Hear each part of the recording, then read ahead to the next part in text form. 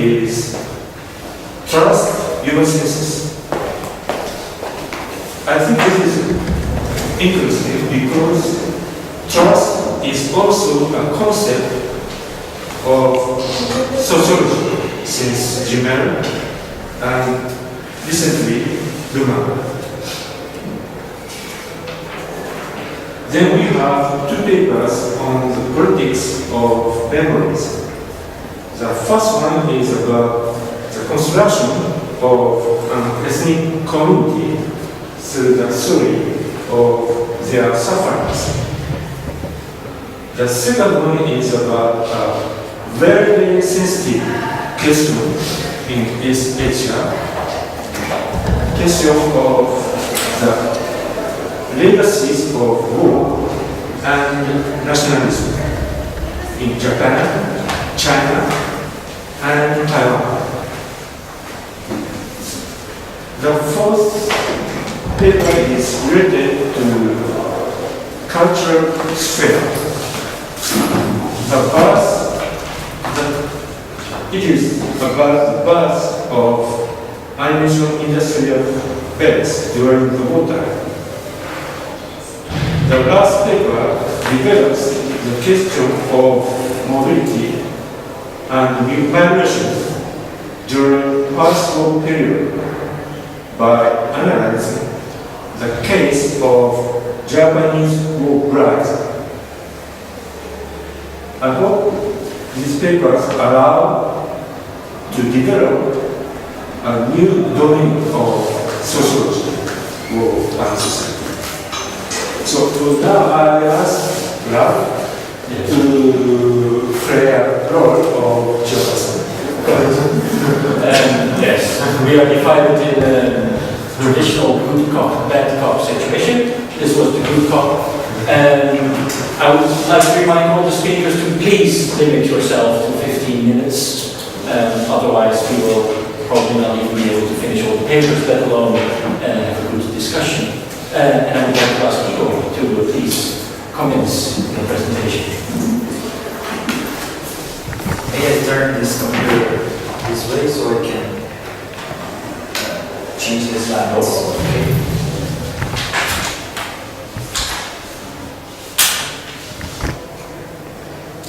Well, good afternoon, everybody. I'm Igor Valentim. I'm not going to go. If you please, it will help a lot. Thank you.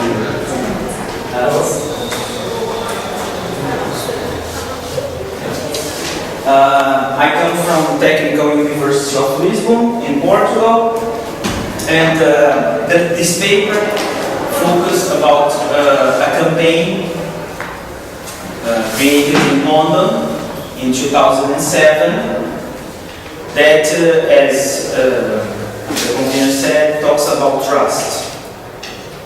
The campaign uses the word trust to ask for the citizens to trust their senses in order to help the British authorities in an effort to better have control of what's going on in London, a city with 7 million inhabitants. And I just would like to say that my background is not exactly on war issues, but just on the other way around, on trust issues. But as I'm going to explain during the presentation, I think this paper relates to this session because it relates the issues of trust, the issues of believing in each other, with the issue of the so-called, and now in the spotlight for the last years, that the called war on terror. To begin, a short introduction about what is being called in the mainstream media as the war on terror. It's not difficult for us to remember what happened in September 2001 in the United States with the incidents in New York City and other North American cities. That these incidents, which have been attributed since then for so-called terrorists, mainly said to be foreigners. That is, immediately it was attributed to people that none of them had North American roots. I will not get into detail about these things. There are lots of media and papers that we could discuss about this, but because this is not the main issue of the paper. But the point here that I want to bring is, since these incidents that have been told in the mainstream version, and this is what I call mainstream version, because these attacks, together with the attacks in the London Underground in 2005, July 2005 in London, they have been worldwide spread as terrorist attacks. And they have been used as the almost naturalized as the justifications for a series of laws, norms, procedures, not only but very hugely to immigrants, so that means policies against immigration, and also policies, norms, and procedures related to social control, social surveillance, inside, especially focusing in this paper, in the USA and in the UK. So what I mean shortly is, after these incidents called terrorist attacks in 2001 in the USA and 2005 in London, both governments have begun to increase their security and surveillance and control norms and procedures and regulations in these two countries. Well, the interesting point is that all these norms, procedures and regulations that began with these supposed attacks are said to be in the name of the security. That is, these governments have been mobilizing efforts in order to protect the citizen. This is the mainstream version. Well, now focusing about the campaign that I analyzed in this article, that is the main point of this paper. Well, the campaign began on 2007 in London, the capital of England, and it has been a campaign carried out in all public means of transportation. So, if you go to, for example, if you take a bus or if you take a bus, an underground or something like that, you can see a picture like this. For example, this one was shot in a bus in London. So, what is this about? As you can see, there is a huge phrase, trust your senses, appealing to the notions of trust between the citizens. Yes. The campaign was created by Mayor of London, Metropolitan Police, and British Transportation Police. So these were the authorities responsible for creating this campaign. And as you can see, please the next one, I think it's better to read. Yes, because they have these two versions of the banners. When I looked at this for the first time in March 2008, when I had been in London at that time, it shocked me first, of course, the word trust. As for me, I research on trust, so for me it was kind of calling my attention. And then when I began to see the whole banner, I said, well, let's try to understand what's going on. So, the banner and the campaign appeals to our senses, vision, hearing, and talking, but I tried to understand what was going on. Why? If you see or hear anything suspicious, tell the police or our staff. And then I got the word suspicious and the word trust. And then I got a little bit shocked looking at the banner, and I could not understand very well what was going on. Because trust and suspicious, if you see something suspicious, you tell, and trust, and I could not understand. And this was the beginning when I tried to start this article and try to understand a little bit better what's going on. The point is, this campaign started in 2007, as I said, but it is nothing new. Please, the next one. Thank you. When I tried to start investigating, I could see that from 1993 on, New York City had already began, not the same, but a campaign that has similarities with this one. So, there are 16 million eyes in the city, we are counting on all of them. If you see something, say something. But not as refined, I would say, as the London campaign, but already focused on issues of surveillance and control. And please, the next one. But as I said, trust your senses. But what is trust? If we go back to the etymology, to the meaning of the word trust, we see that it relates to believing in the other person.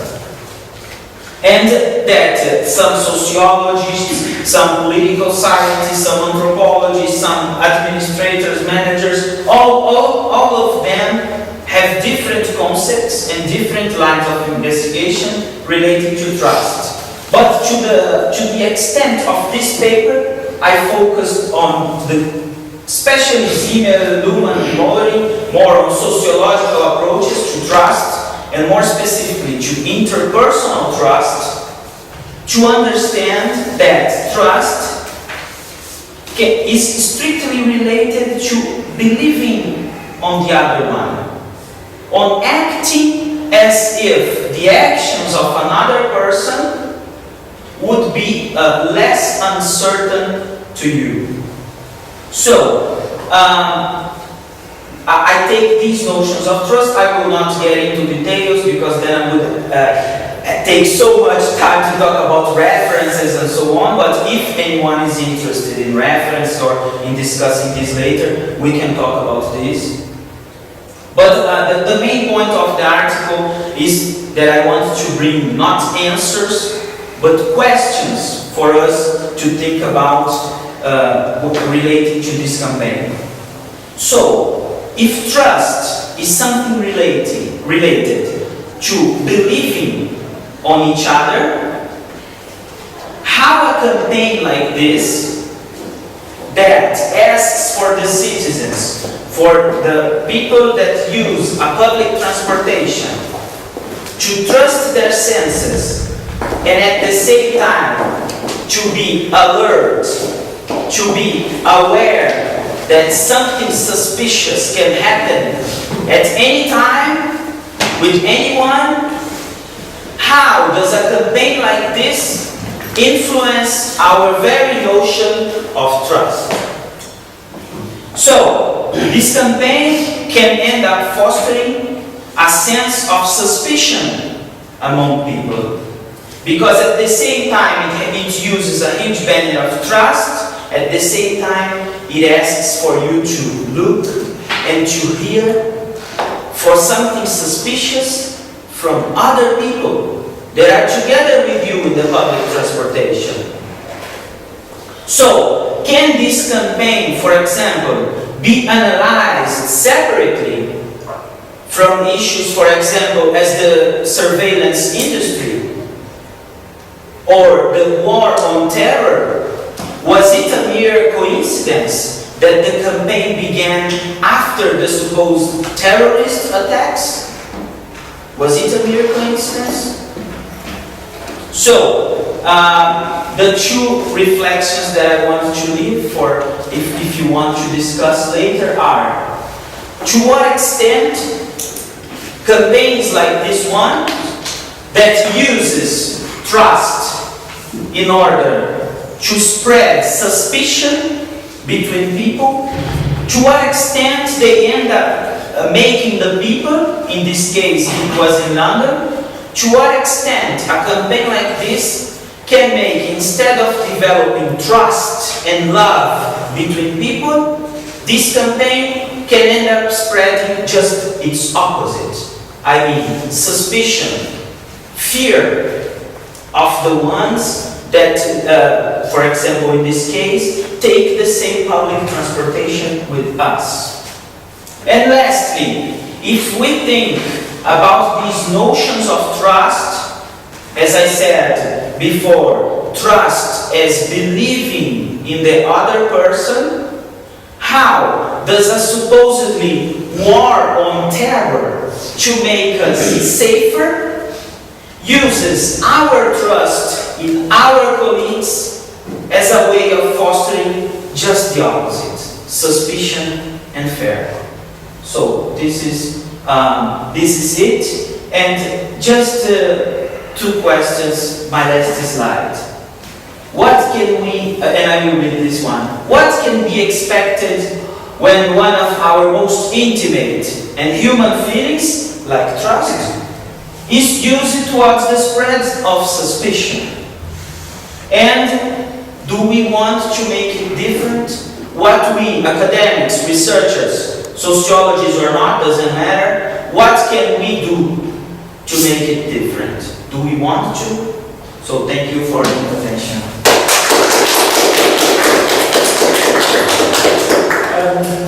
I think we would all like to thank Igor for an excellent and very interesting presentation. Maybe I am alone in thanking him for taking only 14 minutes. That was very professional. 10 seconds. 14 minutes, no problem. Yes, please. I would like to ask a question to the gentleman in front of me. Then could you identify yourself before you do so? I'm Professor Yereven from the University of South Africa. So you base your assumption on the fact that the banner in the bus said, it says trust your senses. It doesn't say trust your neighbor, trust somebody else. It means your assumption is wrong. Because you say it means it relates to trust somebody else. But if you do not trust somebody else, then it makes you suspicious. That's not what the banner said. So I personally think that your assumption is wrong, and that your assessment of the whole issue is abandoned. Because I think that is not what the English is meant to be. Well, I don't understand very well, but I will tell you what I get from this. The banner is clear. Trust your senses. Just your senses. Trust your senses. That is, trust your own. Trust your own perception. Trust your own. And the banner has the eye, the ear, and the mouth. So that is impelling the citizens to trust their own perceptions. And that has a very important feeling inside, that is the picture of the individual and not the picture of the collective. And when we talk about trust and being together, we are talking about collective relations, because trust, let me just finish, trust is not an individual issue. Trust is something that happens in between. Trust cannot happen just alone, just as an individual. Trust is something that happens in between. So, I don't know if I got your question very well, but you transfer the issue of personal trust to collective trust, which is not meant in this manner. Because, as you said, you don't understand the English so well. As I said, I think it's an issue of semantics here. It's hair splitting. because what the banner says is not what you translate it to be. Well, that is your understanding of the banner, but the banner doesn't have a self-explanation. So I think it's very dangerous for you as an academic to say that an understanding is wrong. Because if you, that's an academic, thinks that another understanding is wrong, I think you should review your position a little bit, because everybody can have their understanding and nobody can say that another understanding is wrong. So I'm sorry. But the banner doesn't refer to the collective. Okay, this is Well, your point. well, I agree that this is a very relevant discussion. I must also protect the other speakers, so that